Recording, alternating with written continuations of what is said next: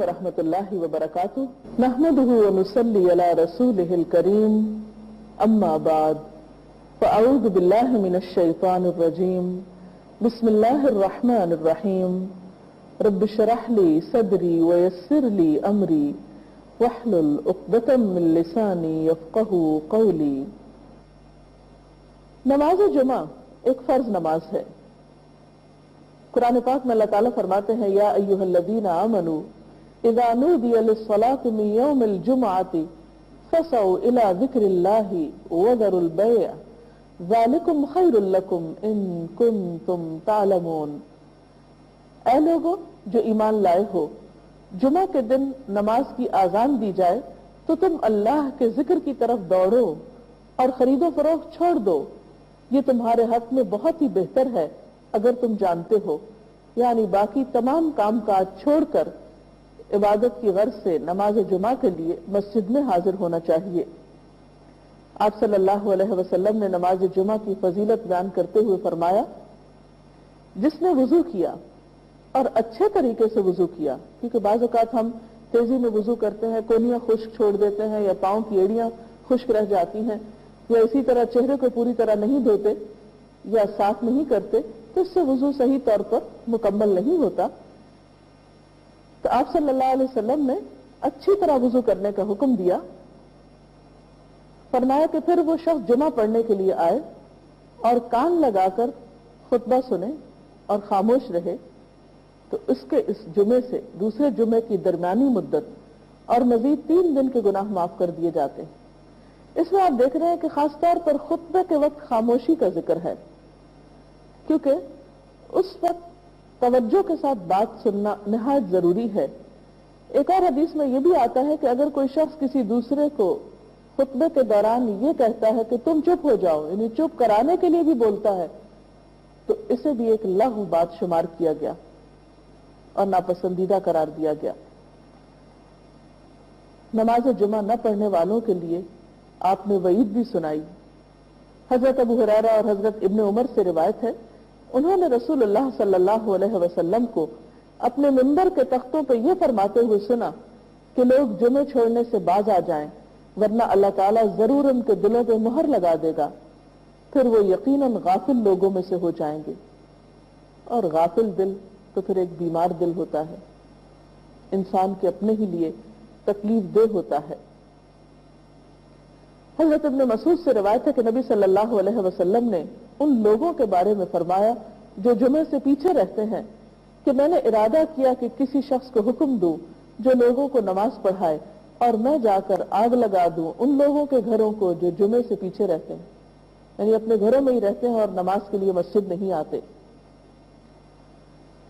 نماز جمعہ کے لیے سب سے اہم بات یہ ہے کہ وقت پر مسجد آئے۔ حضرت عبداللہ سے روایت ہے کہ ایک شخص گردنیں پھلانگتا ہوا جمعے کو آیا اور رسول اللہ صلی اللہ علیہ وسلم خطبہ پڑھ رہے تھے تو آپ نے فرمایا بیٹھ جاؤ، تم نے لوگوں کو اذیت دی۔ یعنی دیر سے آنا اور پھر گردنیں پھلانگ کر آگے جانا اور جگہ تلاش کرنا، یہ دوسروں کے لیے اذیت اور تکلیف کا سبب ہے۔ اس لیے وقت پر مسجد پہنچنا چاہیے تاکہ صحیح جگہ پر بیٹھ کر خطبہ سنا جا سکے اور نماز کی ادائیگی بھی بہتر طور پر ہو۔ اسی طرح بیٹھنے کا طریقہ بھی بتایا گیا۔ حضرت معاذ بن انس سے روایت ہے کہ نبی صلی اللہ علیہ وسلم نے جمعے کے دن جبکہ امام خطبہ دے رہا ہو گھٹنوں کو پیٹ کے ساتھ ملا کر بیٹھنے سے منع فرمایا،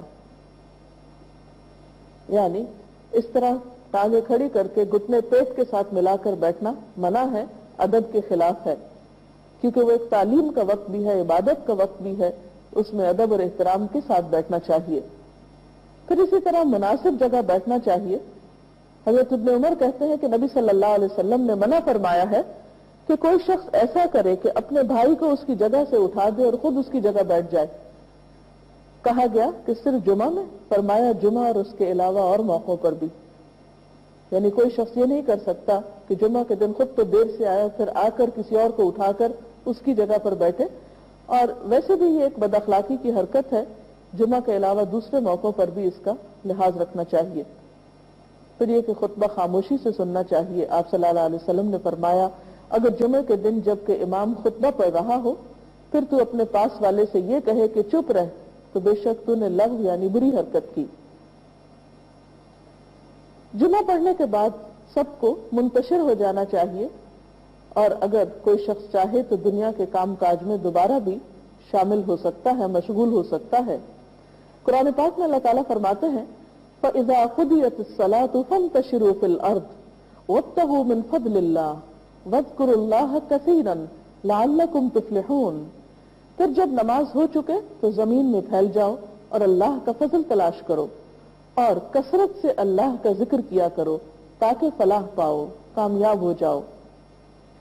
اس سے پتہ چلتا ہے کہ ہمارا دین دین فطرت ہے، اس میں انسانوں کو ایسی عبادت کے لیے نہیں کہا گیا، مجبور نہیں کیا گیا کہ جس میں مشغول ہو کر وہ اپنی دنیا کے کاموں سے یکسر بے نیاز ہو جائیں۔